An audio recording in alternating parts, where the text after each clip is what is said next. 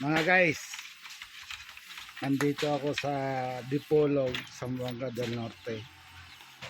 May nakita akong dalawang bata.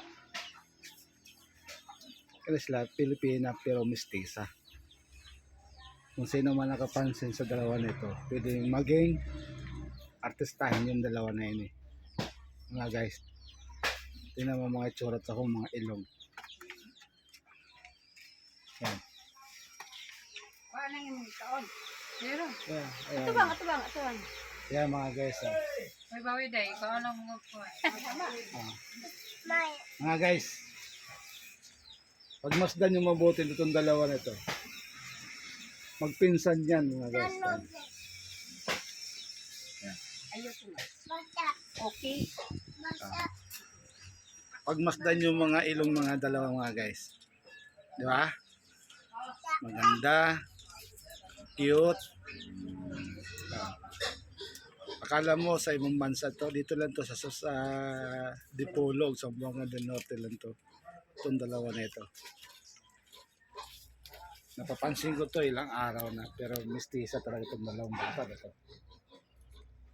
Sino man nakakapansin sa mga guys. Yan. Yeah.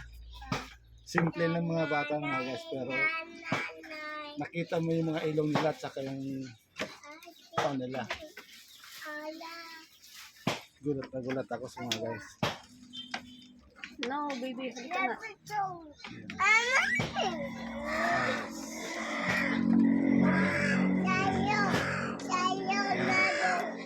Okay lang mga guys. Yan. Ayaw ko, ayaw ma.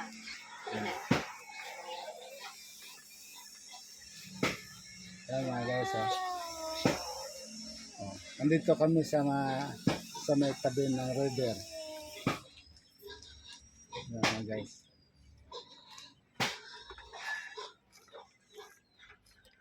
Yan. Yan mga guys. Pero pure Pilipina mga guys ito dalawa. Yan. Hindi mo akalain na mga mestiza ito. Kung sino mo makapansin dyan.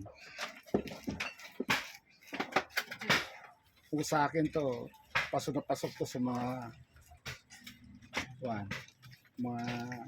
maging artista. Artistahin itong mga bata nito. Ito maliliit pa lang na ito mga guys. Yan. Yan o. Yan.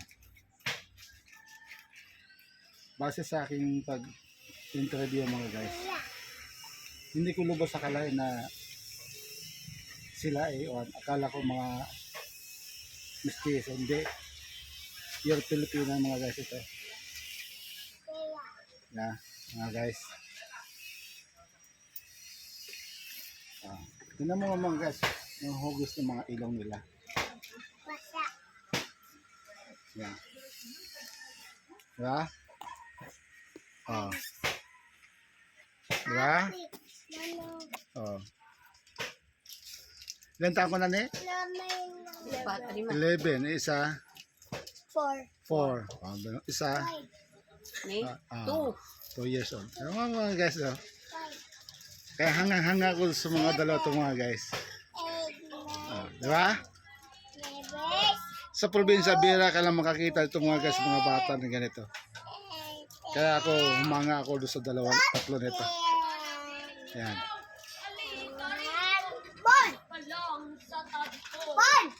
Hoy, no. Yan. Yan. Tanaw dito.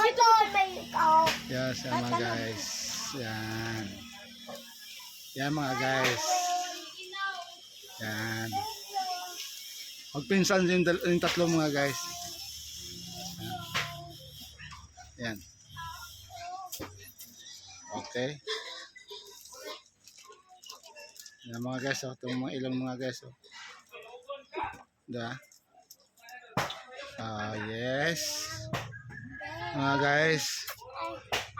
Okay. Thank you mga guys.